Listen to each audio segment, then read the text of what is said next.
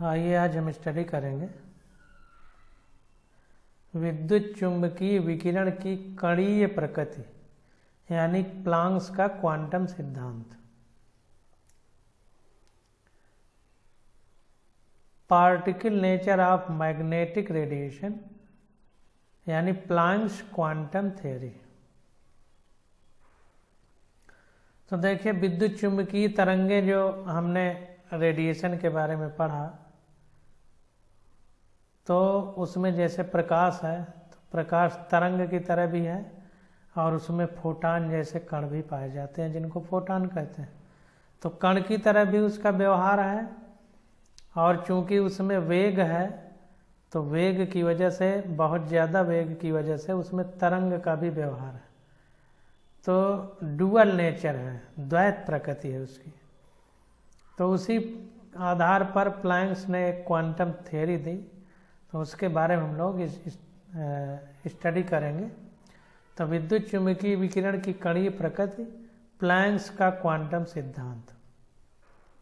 तो विवर्तन मतलब इंग्लिश में इसको बोलते हैं डिफ्रैक्शन, तथा व्यतिकरण इसको बोलते हैं इंटरफेरेंस, जैसी कुछ प्रायोगिक परिघटनाओं को विद्युत चुंबकीय विकिरण की तरंग प्रकृति द्वारा समझाया जा सकता है।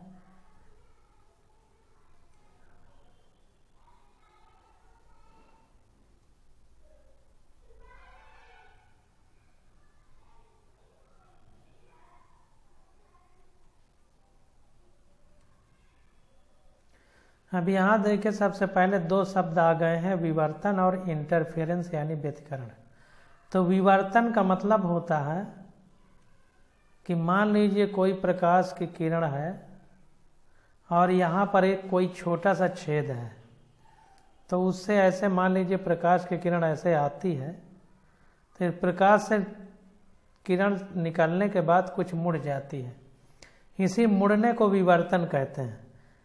जैसे ब्लेड हो जिससे हम दाढ़ी बनाते हैं, ये मान लीजिए ब्लेड है, इस ब्लेड में अगर लाइट पड़ जाए इसकी धार पे तो वो भी मुड़ जाती है, तो इसी मुड़ने को विवर्तन बोलते हैं। अभी मोटी मोटी भाषा में, बाकी जब आगे आएगा चैप्टर तो अच्छे से स्टडी करेंगे। आगे देखिए व्यतिकरण, इंटरफेरेंस। तो इंटरफेरेंस का मतलब होता है कि कोई जो है दो सोर्स हो, एक मान लो यहाँ पर बल्ब लगा हुआ है, इससे लाइट निकल रही है, एक बल्ब यहाँ पे लगा हुआ है, इससे लाइट निकल रही है, और ये छेद है, पर्दा लगा, इसमें छेद है, ये लाइट इधर से आई, ऐसे ऐसे इसकी तरंग, और ये ऐसे आई, ऐसे ऐसे ऐसे मिल जाना। तो दो लाइट सोर्स अगर अलग अलग हों और उनसे तरंगे निकलें, और ये सोर्स कोहेरेंट होना चाहिए। कोहेरेंट का मतलब इनकी आवृत्ति वो सब समान लगभग होना चाहिए। तो ये जब आपस में मिलती हैं तो ऊर्जा का एक दूसरे में आदान प्रदान हो जाता है, इसको व्यतिकरण कहते हैं। अभी मोटा मोटा समझिए, फिर आगे जब चैप्टर आएगा तो विस्तार से पढ़ेंगे। तो विवर्तन तथा व्यतिकरण यानी डिफ्रैक्शन एंड इंटरफेरेंस जैसी कुछ प्रायोगिक परिघटनाओं को विद्युत चुंबकीय विकिरण की तरंग प्रकृति द्वारा समझाया जा सकता है। केवल तरंग प्रकृति के द्वारा ही इसको समझा सकते हैं, कण प्रकृति द्वारा नहीं। लेकिन कुछ प्रेक्षणों को 19वीं शताब्दी के भौतिक विज्ञान, जो पारंपरिक भौतिकी कहलाती है, कि विद्युत चुंबकीय सिद्धांत की सहायता से भी वर्णित नहीं किया जा सकता। ये प्रेक्षण निम्नलिखित हैं। कौन कौन से हैं? जैसे गर्म पिंड से विकिरण का उत्सर्जन यानी कृष्णिका विकिरण, जिसको ब्लैक बॉडी रेडिएशन बोलते हैं। तो गर्म पिंड से विकिरण का उत्सर्जन, जैसे मान लीजिए कोई गोला है लोहे का, उसको गर्म कर दिया जाए, इसके बाद उसको गर्म करने वाले स्रोत को हम हटा लें, तो फिर वो गर्मी अपनी वातावरण में छोड़ेगा। तो वही कह रहा है कि गर्म पिंड से विकिरण का उत्सर्जन ये एक सिद्धांत है, जिनकी मतलब व्याख्या, जिनके बारे में कह रहा है कि विद्युत चुंबकीय सिद्धांत की सहायता से भी वर्णित नहीं किया जा सकता। मतलब इलेक्ट्रोमैग्नेटिक कॉन्सेप्ट जो है उससे भी इनकी व्याख्या नहीं की जा सकती। आगे क्या कह रहा है देखिए, यहाँ पर व्यतिकरण के बारे में बताया है, व्यतिकरण और विवर्तन। तो किसी बाधा के आसपास तरंग के मुड़ने को व्यतिकरण कहते हैं। अब विवर्तन कहते हैं डिफ्रैक्शन, और व्यतिकरण क्या है? एक समान आवृत्ति वाली दो तरंगें, इसी को कोहेरेंट सोर्स इंग्लिश में बोलते हैं, मिलकर एक ऐसी तरंग देती हैं जिसका त्रिविम में प्रत्येक बिंदु पर विक्षोभ यानी हलचल, प्रत्येक तरंग के उस बिंदु पर विक्षोभ का बीजगणितीय या सदिश योग होता है। तरंगों का इस प्रकार का संयोजन व्यतिकरण कहलाता है। तो हमने जो बताया कि दो तरंगे जिनकी आवृत्ति समान हो, जा रही हैं, एक दूसरे से मिल जाएं, उनकी ऊर्जा का आदान प्रदान हो जाए, तो वही शब्द को थोड़ा कठिन कह के कह रहा है कि एक समान आवृत्ति वाली दो तरंगें मिलकर एक ऐसी तरंग देती हैं जिनका त्रिविम में, मतलब 3 डायमेंशन में, यानी ऊपर नीचे अगल बगल कहीं भी, जैसे मान लो खाली जगह पे ऊपर नीचे कहीं भी, उसको 3 डायमेंशन बोलेंगे। त्रिविम में प्रत्येक बिंदु पर विक्षोभ यानी हलचल, प्रत्येक तरंग के उस बिंदु पर विक्षोभ या का बीजगणितीय या सदिश योग होता है। तरंगों का इस प्रकार का संयोजन व्यतिकरण कहलाता है। तो ये व्यतिकरण का एक तरह से हमारे पास डिफिनीशन हो गई। आगे हम लोग इसको बहुत अच्छे से पढ़ेंगे। तो कृष्णिका पिंड यानी ब्लैक बॉडी से जो ऊष्मा उत्सर्जित होती है, उसको ये चीज़ नहीं समझा पाई। आगे क्या नहीं समझा पाई उसको देख लेते हैं, फिर ये क्वेश्चन करते हैं। धातु की सतह से विकिरण के टकराने पर इलेक्ट्रॉनों का निष्कासन यानी प्रकाश विद्युत प्रभाव, फोटो इलेक्ट्रिक इफेक्ट। जैसे हमारे पास जो घर में सोलर पैनल होता है, वो कैसे काम करता है? उसमें जब प्रकाश की किरण पड़ती है तो प्रकाश में फोटॉन नाम का पार्टिकल होता है, जो हमने बताया आपको। तो वो उस पैनल में जो सर्किट है, परिपथ है बिजली का, उसमें टकराता है, उससे इलेक्ट्रॉन को निकाल देता है। वही इलेक्ट्रॉन जब चलने लगते हैं तो धारा उत्पन्न हो जाती है। तो वही कह रहा है कि धातु की सतह से विकिरण के टकराने पर इलेक्ट्रॉनों का निष्कासन, प्रकाश विद्युत प्रभाव, इसको भी नहीं समझा पाया हमारा तरंग प्रकृति नेचर ऑफ लाइट, यानी वेव नेचर ऑफ लाइट, तरंग प्रकृति ऑफ लाइट। इन सिद्धांतों को नहीं समझा पाई। अगला क्या है? ठोसों में तापमान के फलन के रूप में ऊष्माधारिता का परिवर्तन।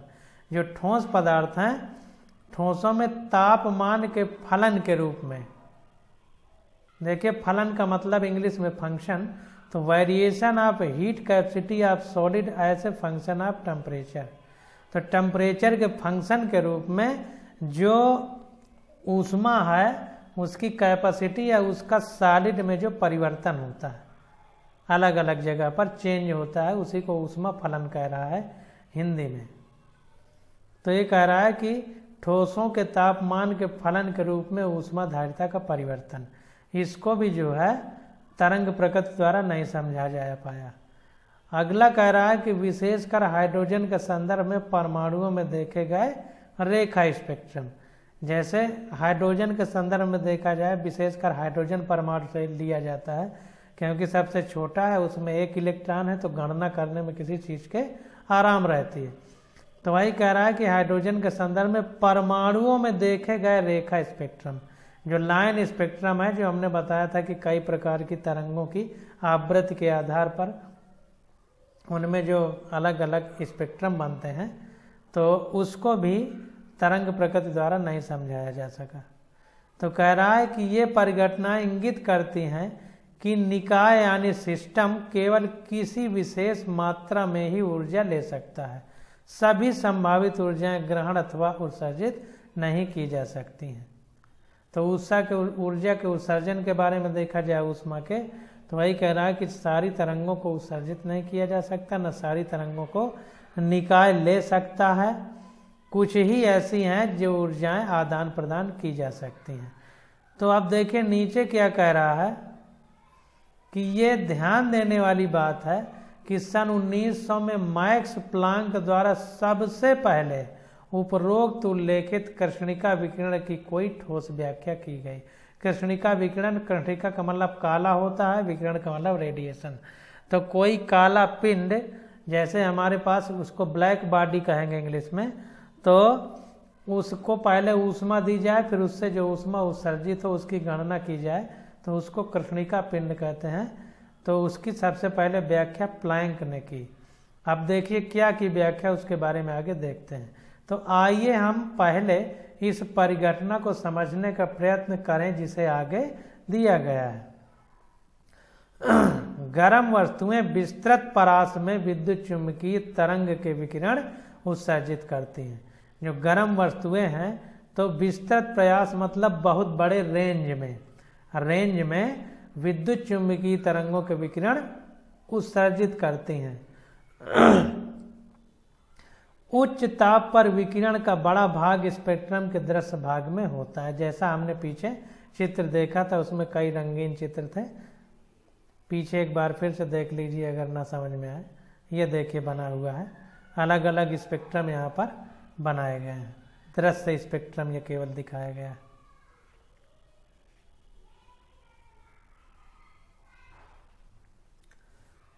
उच्च ताप पर विकिरण का बड़ा भाग स्पेक्ट्रम के दृश्य भाग में होता है। जब ताप बढ़ाया जाता है तो लघु तरंग दैर्ध्य नीला प्रकाश अधिक मात्रा में उत्पन्न होता है। जैसी बात है, जब तापमान बढ़ाएंगे तो आवृत्ति बढ़ेगी। अब आवृत्ति बढ़ेगी तो तरंग दैर्ध्य घटेगी, क्योंकि यहाँ पर देखिए फार्मूला है nu equal to c lambda. Nu हमारी आवृत्ति है, लैम्डा हमारा तरंग दैर्ध्य है। सी प्रकाश का वेग है तो कांस्टेंट रहता है, तो जाहिर सी बात है कि एक को बढ़ाएंगे तो दूसरा घटेगा, क्योंकि व्युत्क्रमानुपाती है। देखिए ये ऊपर है तो नीचे, अगर समानुपाती होता तो एक को बढ़ाते दूसरा बढ़ता। व्युत्क्रमानुपाती है तो एक को बढ़ाएंगे तो दूसरा घटेगा। तो जब तापमान बढ़ा देंगे तो उसका मतलब है कि फ्रीक्वेंसी हमने बढ़ा दी, तो वेवलेंथ यानी तरंग दैर्ध्य घट जाएगी। तो वही कह रहा है कि उच्च ताप पर विकिरण का बड़ा भाग स्पेक्ट्रम के दृश्य भाग में होता है। जब ताप बढ़ाया जाता है तो लघु तरंग दैर्ध्य घट जाएगी, क्योंकि आवृत्ति बढ़ेगी। तो लघु तरंग दैर्ध्य किसकी होगी? नीला प्रकाश की। तो वही कह रहा है नीला प्रकाश अधिक मात्रा में उत्पन्न होता है। उदाहरण के लिए जब किसी लोहे की छड़ को भट्ठी में गर्म करते हैं तब इसका रंग पहले हल्का लाल होता है। जैसे जैसे ताप बढ़ता है वैसे वैसे वो अधिक लाल होता जाता है। मतलब जैसे जैसे तापमान बढ़ता है यानी अधिक गर्म होता है तो आवृत्ति बढ़ती जाती है। तो पहले हल्का लाल होता है, फिर अधिक लाल होता है। जब इसे और गर्म किया जाता है तो आवृत्ति और बढ़ेगी, तब इससे निकलने वाले विकिरण का रंग सफ़ेद हो जाता है। और जब ताप बहुत अधिक होता है तब यह नीला होता है, मतलब और अधिक आवृत्ति बढ़ जाती है, यानी तरंग दैर्ध्य घट जाती है। इसका अर्थ यह है कि लाल विकिरण किसी विशेष ताप पर अधिक तीव्र होते हैं तथा दूसरे किसी ताप पर नीले विकिरण अधिक तीव्र होते हैं। तो इसका अर्थ यह है कि लाल विकिरण किसी विशेष ताप पर अधिक तीव्र होते हैं तथा दूसरे किसी ताप पर नीले विकिरण अधिक तीव्र होते हैं। अर्थात गर्म वस्तुओं द्वारा उत्सर्जित विभिन्न तरंग दैर्ध्यों के विकिरणों की तीव्र वस्तुओं के ताप पर निर्भर करती है।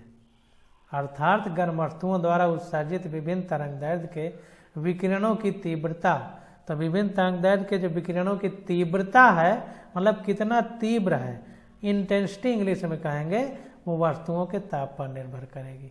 यानी टेम्परेचर जितना ज़्यादा होगा तो तीव्रता उतनी ज़्यादा होगी। 1850 के अंत तक यह ज्ञात हो चुका था कि विभिन्न द्रव्यों से निर्मित वस्तुएं यदि विभिन्न तापों पर रखी गई हों तो वे विभिन्न मात्रा में विकिरण उत्सर्जित करते हैं। अगर टेम्परेचर अलग अलग होगा तो रेडिएशन यानी विकिरण उत्सर्जित होने वाला भी अलग अलग होगा, क्योंकि तापमान पर निर्भर करता है। इसके अतिरिक्त यह भी कि जब किसी वस्तु की सतह पर प्रकाश यानी विद्युत चुंबकीय विकिरण विकिरित किया जाता है यानी डाला जाता है, तो विकिरित ऊर्जा का कुछ भाग ऐसे ही परावर्तित होता है। मतलब कुछ भाग तो चमक के रूप में उसमें सोखने की बजाय वो बाहर ही वातावरण में चला जाता है। कुछ भाग अवशोषित होता है, कुछ सोख लिया जाता है पदार्थ के द्वारा, तथा कुछ भाग प्रेषित हो जाता है। प्रेषित मतलब इधर उधर ट्रांसफर हो जाता है। जैसे कहते नहीं कि फ़ोन की जो तरंगे हैं मोबाइल में जो आती हैं वो प्रेषित की जा रही है, मतलब एक जगह से दूसरी जगह भेजी जा रही है। तो प्रेषित का मतलब एक जगह से दूसरी जगह चला जाता है। अपूर्ण अवशोषण का कारण यह है कि नियमानुसार साधारण वस्तुएं विकिरण की अपूर्ण अवशोषक होती हैं। तो अपूर्ण अवशोषण का मतलब ये है कि पूरा अवशोषण नहीं होता। इसको इस तरह समझिए कि हम पढ़ा रहे हैं, कितना भी अच्छा पढ़ा दें, लेकिन जितना पढ़ाएंगे आप पूरा नहीं सीख पाएंगे, कमी रह जाएगी। तो उसी तरह वस्तुओं में भी है। एक ऐसा आदर्श पिंड जो हर प्रकार की आवृत्ति के विकिरणों को एक समान उत्सर्जित तथा अवशोषित करता है, कृष्णिका यानी ब्लैक बॉडी कहलाता है, तथा इस पिंड को से उत्सर्जित विकिरण को कृष्णिका विकिरण कहते हैं। तो इसको ध्यान दीजिए, दुनिया में कोई ऐसी चीज नहीं है कि पूरी आवृत्ति के विकिरण को अवशोषित कर ले। बहुत ही काला कोई पिंड होगा तो अधिक से अधिक अवशोषित कर सकता है, उसको कृष्णिका पिंड कहते हैं। ठीक ना। नीचे देखे लिख भी दिया कि वास्तव में ऐसा कोई पिंड नहीं होता, दुनिया में ऐसी कोई चीज नहीं जो पूरी विकिरण को अवशोषित कर ले। कोई ऐसा छात्र नहीं है कि जितना पढ़ा रहे हैं उसको 100% गेन कर ले, कुछ ना कुछ उसका निकल ही जाएगा।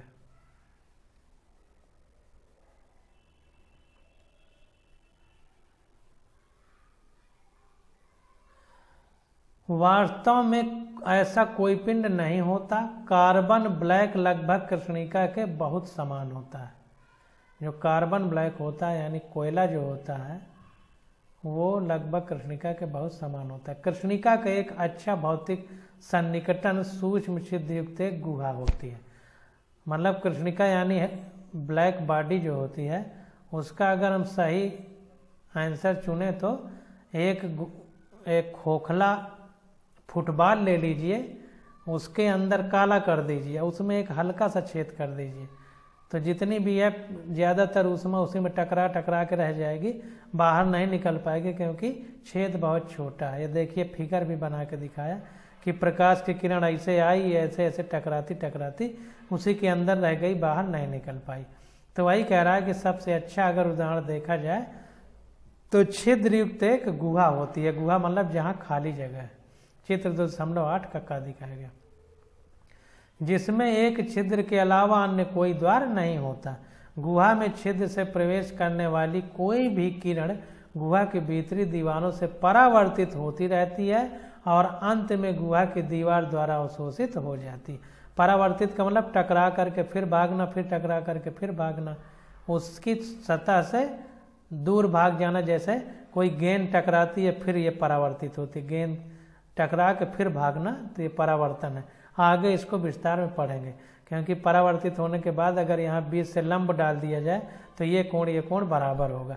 इसको डिटेल में आगे पढ़ेंगे, अभी इतना समझ लीजिए। कृष्णिका विकिरण ऊर्जा की आदर्श रेडिएटर भी होती है।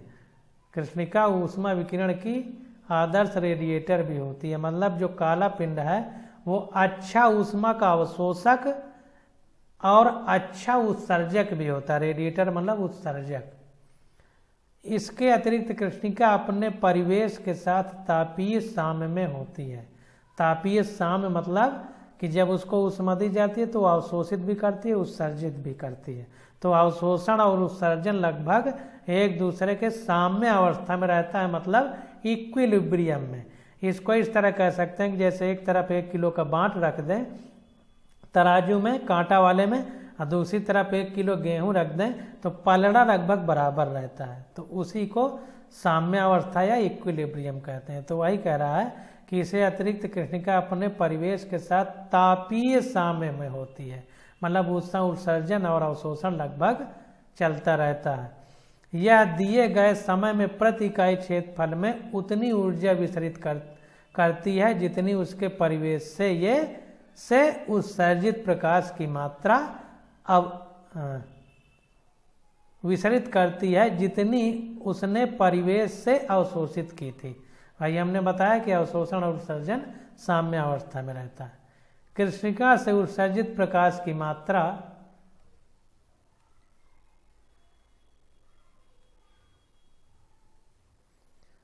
विकिरण की तीव्रता तथा उसका स्पेक्ट्रम में वितरण केवल उसके ताप पर निर्भर करता है। तीव्रता ताप पर निर्भर करती है, अभी ऊपर भी पढ़ चुके हैं, तो इसको अंडरलाइन कर लीजिए।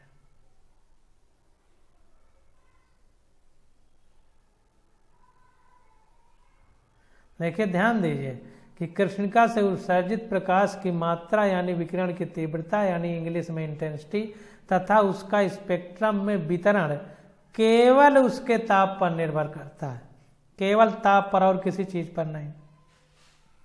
दिए गए तापमान पर उत्सर्जित विकिरण की तीव्रता तरंग दैर्घ्य के बढ़ने के साथ बढ़ती है।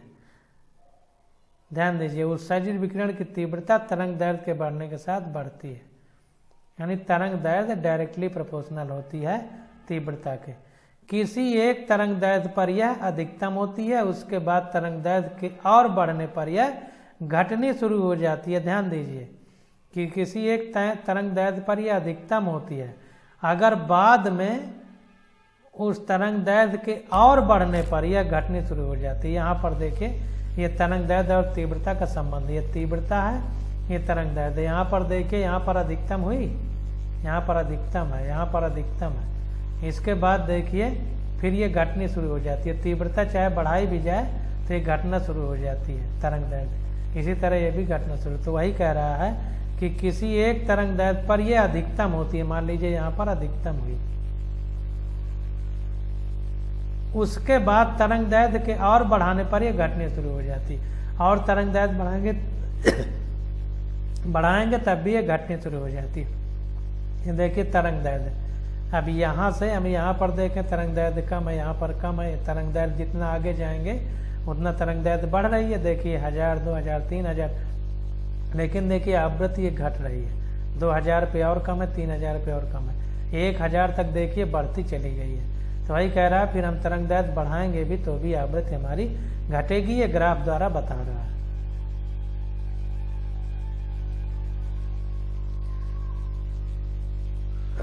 जैसा चित्र 2.8 में दिखाया गया है। इसके अतिरिक्त जैसे जैसे ताप बढ़ता है वक्र का उच्छिष्ट मैक्सिमा, उच्छिष्ट मतलब ये ऊंचा वाला भाग, मैक्सिमा लघु तरंग दैर्घ्य की ओर स्थानांतरित हो जाता है।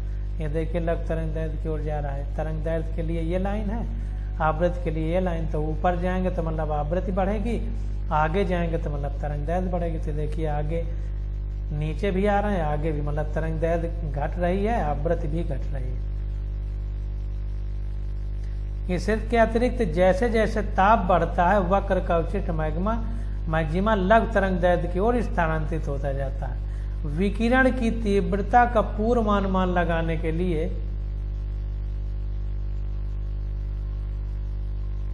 विकिरण की तीव्रता को तरंग दैर्घ्य के फलन यानी फंक्शन के रूप में प्रस्तुत करने के अनेक प्रयास हुए।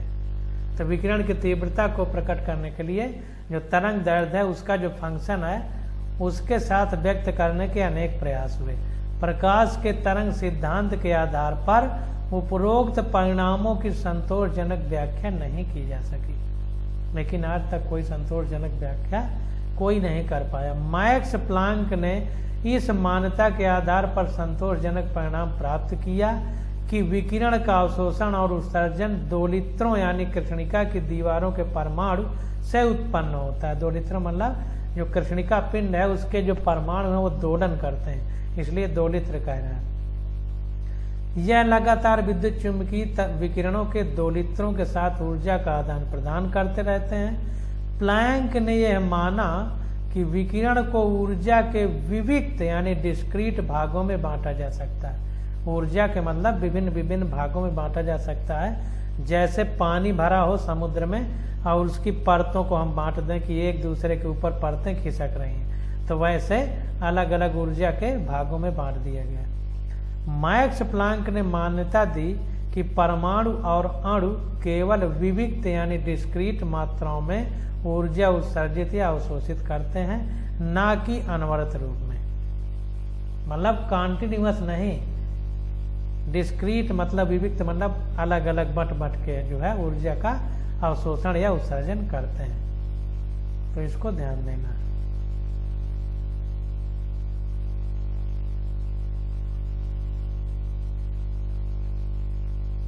विद्युत चुंबकीय विकिरण के रूप में ऊर्जा की जिस न्यूनतम मात्रा का उत्सर्जन या अवशोषण होता है उसे प्लांक द्वारा क्वांटा नाम दिया गया। इस बात को ध्यान दीजिए, बहुत ही गहराई से समझिए। जैसे हमारे पास सिक्का है, तो कम से कम सिक्का इस समय 1 रुपए का है, इससे कम नहीं है। तो उस 1 रुपए से हम बोल दे 100 सिक्के हैं तो कहेंगे 100 रुपए, मतलब उसके जितने गुना करते जाएंगे उतने सिक्के हो जाएंगे। तो वही जो मिनिमम थी मात्रा ऊर्जा की जो उत्सर्जित या अवशोषित हो रही थी, उसे प्लैंक ने क्वांटम नाम दे दिया। देखिए न्यूनतम मात्रा शब्द लिखा है, इसको अपनी किताब में इसको हाईलाइट कर लीजिए। तो न्यूनतम मात्रा उसको क्वांटा दे दिया। अब देखिए 1 रुपए का सिक्का है, क्या हम उसको बांट सकते हैं? 1 का है, उससे छोटा कुछ है ही नहीं, तो बांट ही नहीं सकते। तो क्वांटा को हम कई भाग में डिवाइड नहीं कर सकते, यानी 1/2, 1/3, 1/4 इस तरह नहीं लिख सकते। वो 1 है तो 1 है।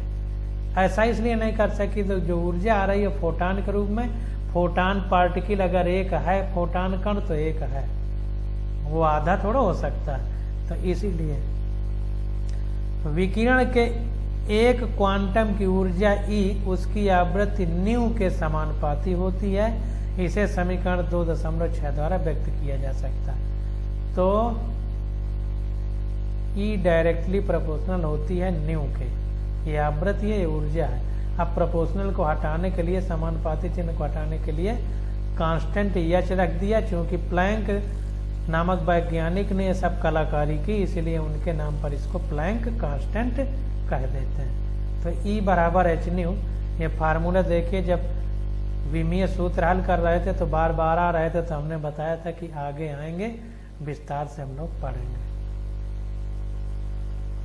ये देखिए ग्राफ के बारे में हमने आपको बता ही दिया।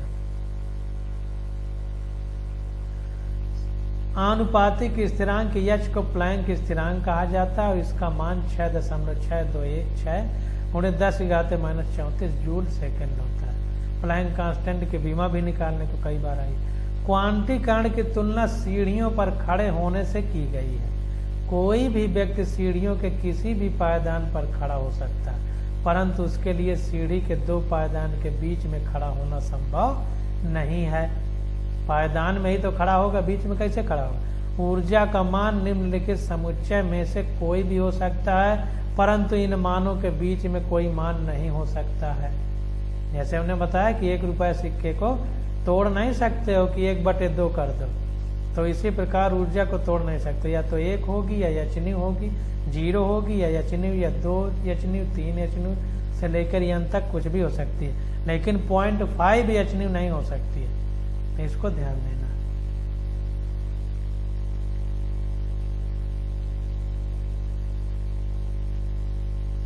इस सिद्धांत के अनुसार प्लैंक कृष्णिका से विभिन्न तापों पर उत्सर्जित विकिरण के तीव्रता विकिरण की आवृत्ति अथवा तरंग दैर्ध्य के फलन यानी फंक्शन के रूप में व्याख्या कर सकते हैं। तो इसकी व्याख्या हम कर सकते हैं विकिरण तीव्रता वितरण की आवृत्ति तथा अथवा तरंग दैर्ध्य। मतलब E = h/न्यू है, तो E हमारा ऊर्जा है, न्यू हमारी आवृत्ति है, और आवृत्ति का उल्टा तरंग दैर्ध्य होता है। तो इन सब चीजों के बारे में व्याख्या कर सकते हैं। अब देखिए प्लैंक के बारे में पढ़ लेते हैं। मैक्स प्लैंक एक जर्मन भौतिक वैज्ञानिक थे। उन्होंने सन 1879 में म्यूनिख विश्वविद्यालय से सैद्धांतिक भौतिकी में PhD की उपाधि ग्रहण की। वे सन 1888 में बर्लिन विश्वविद्यालय के इंस्टीट्यूट ऑफ थियोरेटिकल फिजिक्स में निदेशक नियुक्त किए गए। उनके द्वारा दिए गए क्वांटम सिद्धांत के लिए उन्हें सन 1918 में भौतिकी में नोबेल पुरस्कार से सम्मानित किया गया। उन्होंने ऊष्मा गतिकी और भौतिकी के अन्य क्षेत्रों में भी महत्वपूर्ण योगदान दिया है। तो बस इतना याद रखिए, मैक्स प्लैंक क्वांटम सिद्धांत दिया था उन्होंने, बस और कुछ भी नहीं। अब देखिए पीछे कुछ क्वेश्चन छूट गए थे, उनको देख लेते हैं, फिर प्रकाश विद्युत प्रभाव अगले लेक्चर में हम लोग स्टडी करेंगे।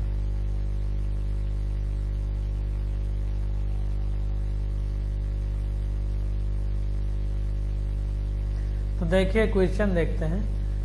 ऑल इंडिया रेडियो यानी दिल्ली का विविध भारती स्टेशन एक 368 किलो हर्ट्ज की आवृत्ति पर प्रसारण करता है। संचारक यानी ट्रांसमिशन जो संचारित कर रहा है आवृत्ति को, द्वारा उत्सर्जित विद्युत चुम्बकीय विकिरण की तरंगदैर्घ्य ज्ञात कीजिए। यह विद्युत चुम्बकीय स्पेक्ट्रम के किस क्षेत्र में आती है? तो देखिए हमने फार्मूला पढ़ा था, v equal to nu lambda. v हमारा वेग है, क्योंकि यहाँ विकिरण है यानी प्रकाश है, तो प्रकाश का वेग c रख देंगे, तो लैम्डा इक्वल टू आ जाएगा, ये लैम्डा इधर है, न्यू इधर चला गया, यानी v अपान न्यू। तो ये v हमारा c हो जाएगा, क्योंकि प्रकाश के लिए है, तो c लैम्डा c अपान न्यू उसने लिख दिया। जहाँ c प्रकाश में विद्युत चुम्बकीय विकिरण का वेग और न्यू आवृत्ति है। दिए गए मानों को विस्थापित करने पर, तो lambda equal to c by nu. c हमारा प्रकाश का वेग 3 × 10⁸ मीटर पर सेकंड होता है, और आवृत्ति हमको 1368 किलो हर्ट्ज दी है, तो हर्ट्ज में बदलेंगे तो 1000 का गुणा हो जाएगा, तो आ गया 219.3 मीटर। यह रेडियो तरंग की अभिलाक्षणिक तरंग दैर्घ्य है। ये तरंग दैर्घ्य इसकी हो गई। अब देखिए आगे हमसे और भी पूछा है, यह विद्युत चुम्बकीय स्पेक्ट्रम के किस क्षेत्र से आता है? तो इसमें देखें विद्युत स्पेक्ट्रम किस तरह से दिया गया। तरंग दैर्घ्य देखना है हमको, तरंग दैर्घ्य कितना निकली है?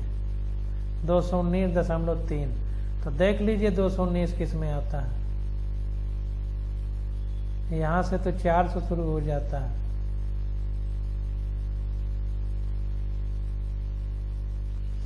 तो इसमें बहुत छोटा छोटा दिख रहा है, समझ में नहीं आ रहा क्या लिखा है। तो ये 400, ये देखिए सब पढ़ने में आ रहा है, तो 200 जिस भी रेंज में पड़ेगा उसी को हो जाएगा कि इसमें आएगा। तो कह रहा है कि यह विद्युत चुम्बकीय स्पेक्ट्रम के किस क्षेत्र से संबंधित है। अगर हम इसको देखें किलो हर्ट्ज में, तो हर्ट्ज भी दिया गया है 1368। तो यहाँ पर देखिए बहुत छोटा लिखा हुआ है, वैसे ये 10⁻0 है, ये 2 है, तो ये 100 हो गया, ये 10,000 हो गया, तो 100 10,000 के बीच में 1368 पड़ेगा यहीं कहीं हर्ट्ज में। लेकिन किलो हर्ट्ज है तो 1368 × 10⁻³ हो जाएगा, 1368 × 10⁻³। तो यहाँ पर 1 3 6 8 3 0 हो जाएंगे, तो 1 2 3 4 5 6, यानी 10⁻6 लगभग यहाँ पर आ जाएगा, यहाँ पर लगभग आएगा। ये FM रेडियो तरंगे AM वाले में आएगा। इस तरह से हम लोग निकाल लेंगे।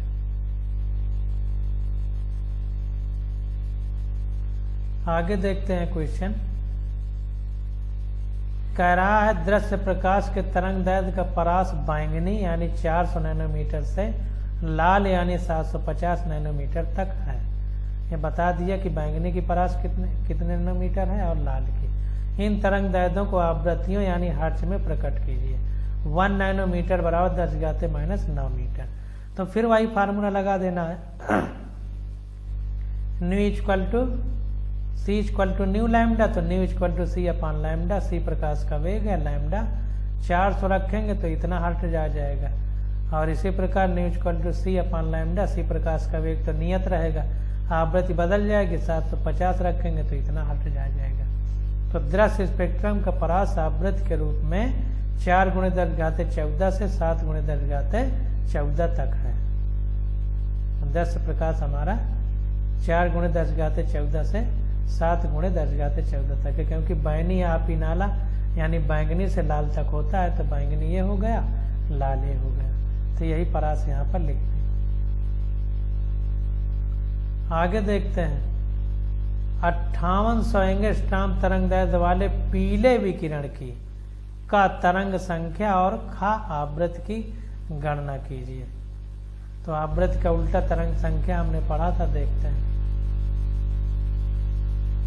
तो तरंग संख्या न्यू बार हमने पढ़ा था, तो न्यू बार बराबर हो जाएगा, न्यू बार निकालना है तो न्यू बार हमने बताया था आवृत्ति का नहीं, तरंग दैर्ध्य का उल्टा होता है तरंग संख्या। तो लैम्डा हमारा 58 एंगस्ट्रॉम दिया गया, इसमें 10 की घात -8 का गुणा कर दिया तो सेंटीमीटर में बदल जाता है, और अगर 10 की घात -10 का गुणा करेंगे तो मीटर में बदल जाता है। पहले वाले चैप्टर में चार्ट दिया गया था, उसमें हमने बताया था। तो ये मीटर में आ गया। अब न्यू बार यानी तरंग संख्या बराबर 1 तरंग दैर्ध्य, यानी लैम्डा हमारा फार्मूला होता है, इसको याद कर लीजिए। ये भी फार्मूला होता है, इसको भी याद कर लीजिए। तो 1 तरंग दैर्ध्य इतना है, तो सॉल्व करने पे आ गया 1.724 × 10⁴ प्रति सेंटीमीटर। जब तरंग दैर्ध्य का उल्टा तरंग संख्या है तो तरंग दैर्ध्य के मात्रक का उल्टा कर देंगे तो तरंग संख्या का मात्रक हो जाएगा। तरंग दैर्ध्य का मात्रक लंबाई का मात्रक होता है, तो लंबाई का मात्रक मीटर है, इसका उल्टा प्रति मीटर होगा। तो यहाँ पर मीटर में प्रति मीटर हो गया, उसको सेंटीमीटर में बदला तो प्रति सेंटीमीटर हो गया। अब आवृत्ति निकालना है तो फिर यही फार्मूला लगा देगा। तो लैम्डा बराबर c/न्यू, तो न्यू बराबर c/लैम्डा, तो c/लैम्डा रख दिया। c प्रकाश का वेग 3 × 10⁻8 मीटर प्रति सेकंड हमको पता है, और लैम्डा यहाँ पर दे दिया गया, मान रख दिया गया। सॉल्व करने पे आ गया 5.172 × 10⁻14 प्रति सेकंड। तो इस प्रकार से हमारा ये आंसर हो जाएगा। अब अगले लेक्चर में हम लोग स्टडी करेंगे प्रकाश विद्युत प्रभाव। यहाँ से हम लोग स्टडी करेंगे प्रकाश विद्युत प्रभाव।